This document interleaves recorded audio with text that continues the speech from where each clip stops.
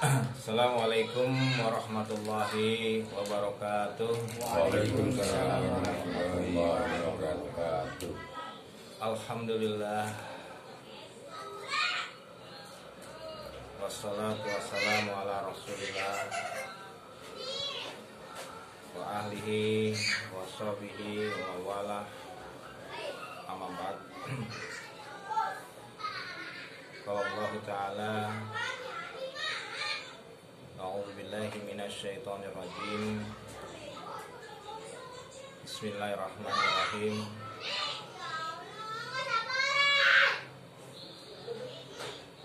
Wa ma khalaqtul jinna wal insa illa liya'budun.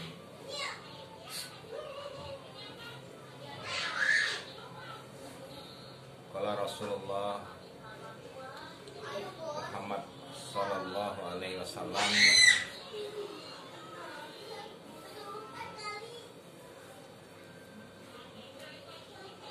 innamal a'malu binniyat wa innamal likulli imri'in ma nawa.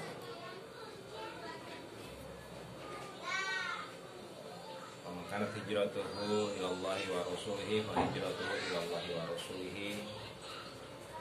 Faman kanat hijratuhu lidunya yusibuha li mar'atin yankihuha fa hijratuhu ma hajara ilaihi.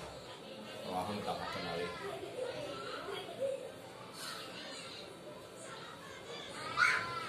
Sadaqallah, sadaqar rasul. Allah Muhammad bil Quran.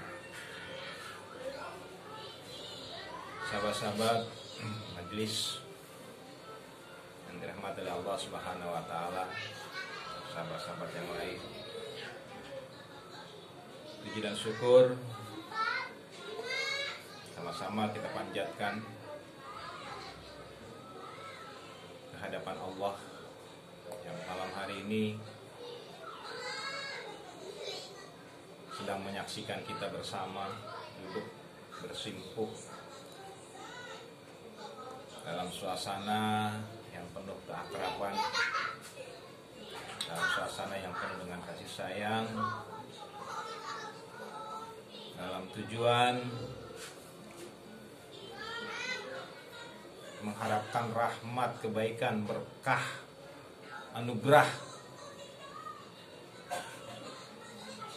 limpahan curahan sesuatu yang baik dari Allah Subhanahu wa taala. Mudah-mudahan diperkenankan oleh Allah Subhanahu wa taala. Amin.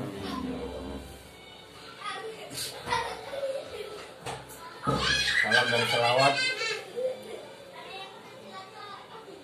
tidak akan pernah kita lepaskan dan tidak akan pernah kita tinggalkan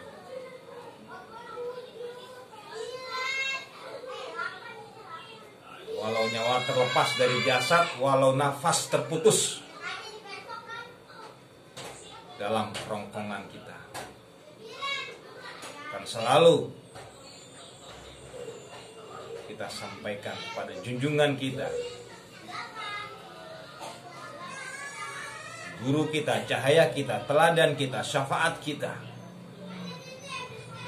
yang dimuliakan oleh Allah, dimuliakan seluruh makhluknya di langit dan bumi, baginda Nabi besar Nabi Muhammad sallallahu alaihi wasallam, para keluarganya, para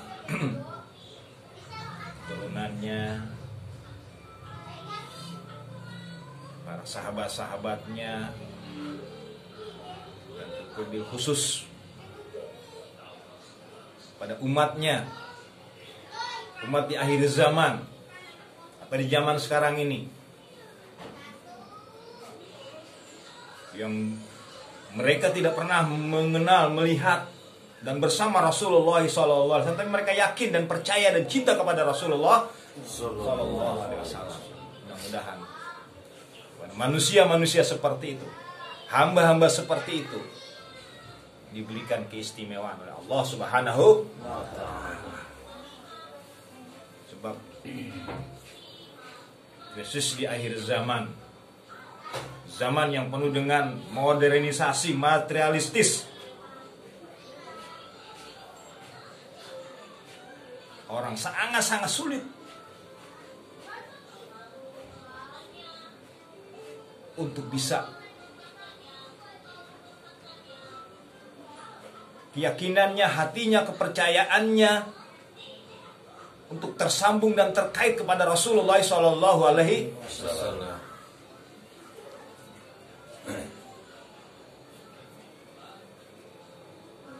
Kenapa? Sulit. Ya karena memang seagung dan semulia apapun Rasul, tetap Rasul manusia biasa.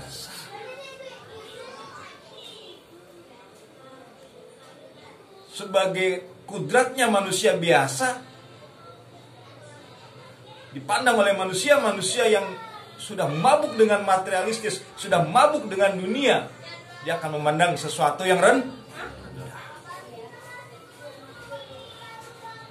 Padahal kunci beriman kepada Allah, kunci untuk dekat kepada Allah, kunci untuk bisa cinta kepada Allah, kunci untuk bisa mengenal kepada Allah, pintunya cuma satu, Rasulullah Muhammad Sallallahu Alaihi Wasallam.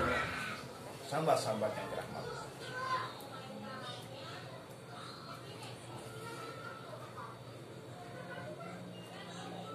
apalagi kita, khususnya orang Indonesia ini, yang jelas sudah jauh jarak waktu dan jarak tempat serta jarak rasnya. Bayangkan coba, kalau orang Arab masih mencintai Rasul masih wajar, jaraknya dekat, rasnya, gennya dekat, karakternya masih dekat. Kalau kita jauh. Tapi kalau ada orang yang seperti kita bisa mencintai Rasulullah SAW, maka itulah manusia yang terbaik di zaman akhir ini, di zaman sekarang ini, sahabat-sahabat yang dirahmati Allah Subhanahu wa Ta'ala.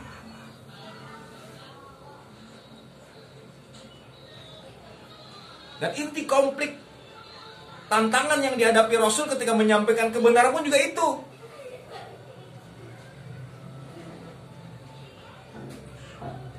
Ini perlu saya sampaikan, ini karena ini menjadi passwordnya. Email mudah, password ini harus kita punya. Passwordnya di sini nih soalnya. Ini perlu. Dalam iyyaka na'budu wa iyyaka nasta'in, dalam kita mengabdi kepada Allah dan mendapatkan bantuan dari Allah Subhanahu wa Ta'ala. Sahabat-sahabat yang dirahmati, ini sebuah fenomena yang perlu saya ungkapkan, yang nanti saya hubungkan dengan realita,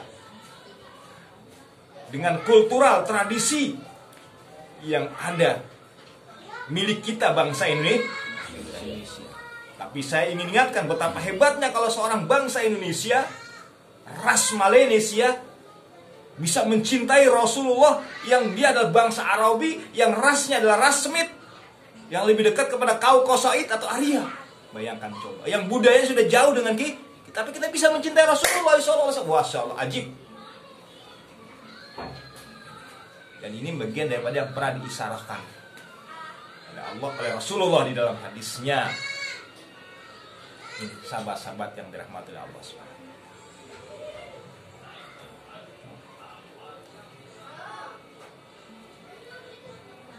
Ketika Rasulullah menyampaikan kebenaran, ini yang dipersoalkan oleh orang-orang yang tidak bisa menerima kebenaran. Karena ketika disampaikan tentang Allah, orang-orang Quraisy, orang-orang kufur itu tidak bermasalah. Dia menerima, dia mengakui Allah Rabbi, Allah Ilahi, Allah Tuhanku, dalam bentuk rububiyah, baik pun dalam bentuk ilahi. Ketika Rasul menyatakan ana Rasulullah atau Muhammad Rasulullah, itu dia stop. Itu zaman dulu. Zaman sekarang juga pasti itu yang akan banyak dipersoalkan oleh umat manusia. Nah, sedangkan password kita untuk beriman kepada Allah, iyyaka na'budu wa iyyaka nasta'in, adanya di sini, di Muhammad Rasulullah.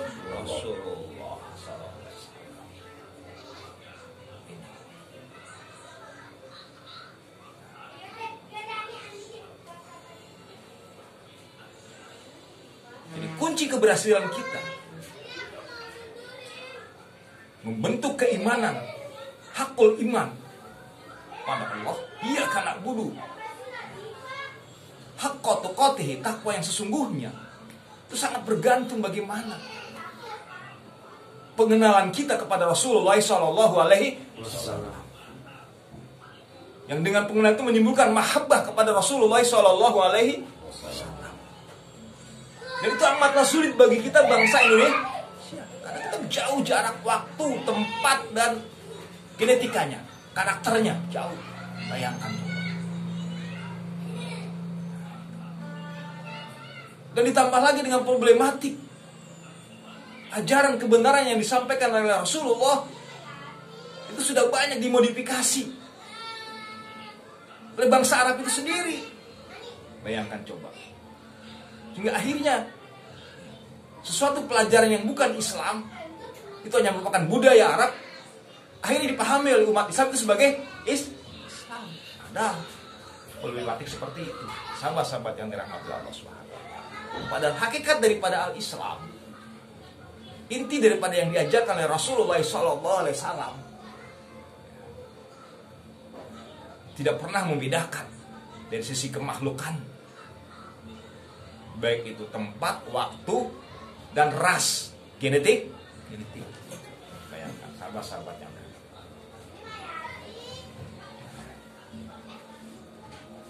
artinya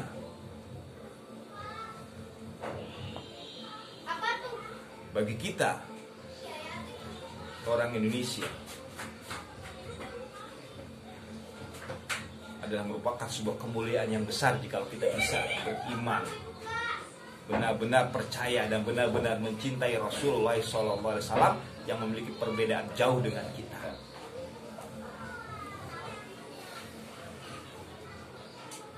Namun akan tetapi kita sebagai bangsa Indonesia juga tidak boleh lupa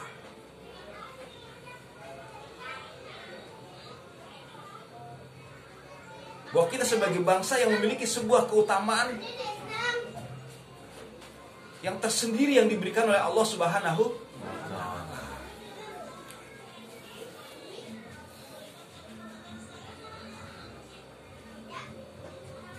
Dan keutamaan kita sebagai bangsa Indonesia merupakan keutamaan yang sangat-sangat selaras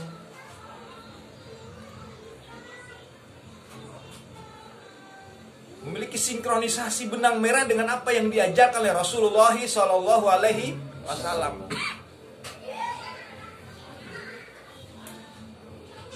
Kalau kita mau lebih sadar diri,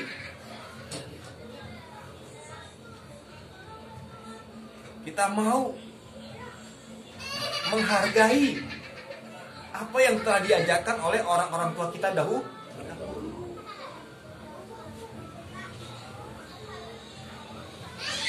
Dan ini pula lah yang menyebabkan kenapa bangsa Indonesia, bangsa Nusantara ini begitu mudah menerima Islam.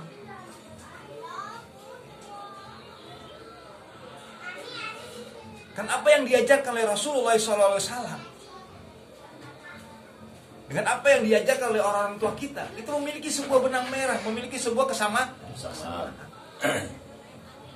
Jadi tidak memiliki sesuatu yang sangat jauh berbeda inti pelajarannya. Ini yang harus kita sadari bersama.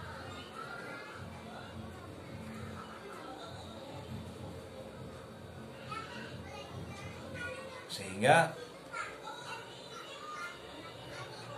saya ingin mengingatkan dalam kesempatan di malam Yaumul Jumat Kliwon sekarang, yang selalu kita jadikan sebagai sebuah tema,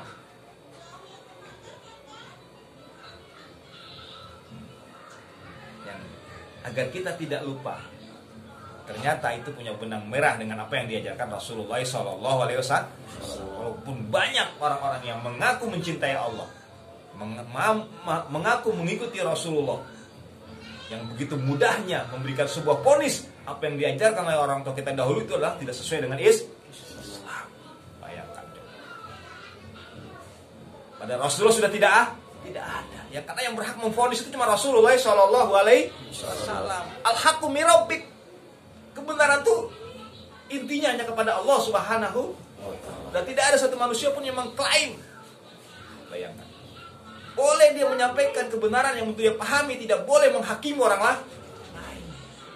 Dan kalau terjadi perbedaan-perbedaan yang sangat memuncak, maka semua keputusannya ada Dewan Syuro, para ahli ulama. Bayangkan, Islam mengajarkan seperti itu. Ati Allah wa ati Rasulullah ulil amri min. Sahabat-sahabat yang dirahmati Allah Subhanahu.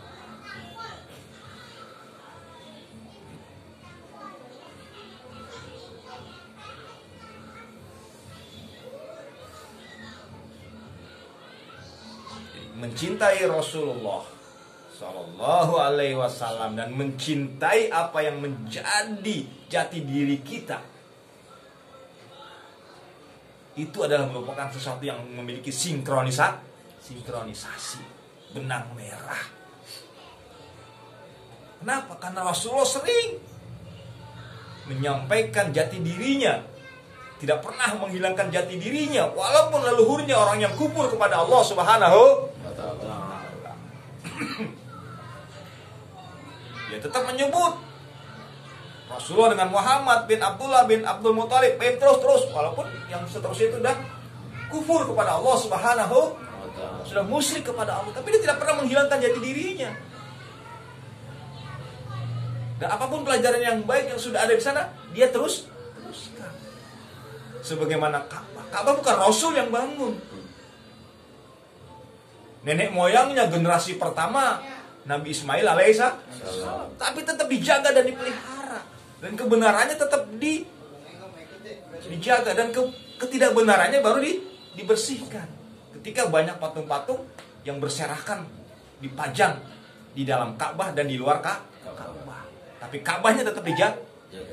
Nah, sahabat-sahabat yang dirahmati Allah, begitu juga dengan apa yang diajarkan oleh orang-orang tua kita. Banyak kebenaran-kebenaran yang harus kita temukan dan kita jaga, dan banyak yang tidak benar yang kita harus bersihkan. Sahabat-sahabat di malam Yaumul Jumat Kliwon ini, nah mudah-mudahan dalam majelis yang kecil ini, mudah-mudahan dengan niat yang baik, innamal a'malu niat yang baik, niat untuk terus meningkatkan kecintaan kita kepada Rasulullah, dan niat untuk selalu menjaga kecintaan kita kepada jati diri kita sebagai bangsa Indonesia, ras Mongolik, ras Malay,